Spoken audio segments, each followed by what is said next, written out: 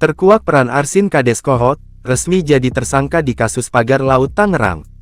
Kepala Desa Kohot, Arsin, ditetapkan Bareskrim Polri sebagai tersangka dalam kasus pemalsuan dokumen sertifikat hak guna bangunan (SHGB) dan sertifikat hak milik (SHM) di wilayah pagar laut, Tangerang. Penetapan tersangka ini dilakukan setelah gelar perkara yang berlangsung pada hari ini yang dihadiri pihak eksternal.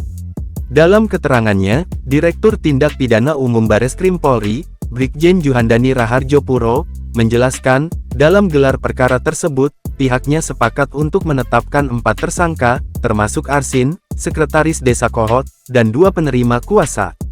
Juhandani menjelaskan, Arsin sebagai terlapor diduga membuat surat palsu yang dicetak dan ditandatangani sendiri, yang kemudian digunakan untuk mengajukan permohonan pengukuran dan pengakuan hak ke Kantor Pertanahan Kabupaten Tangerang.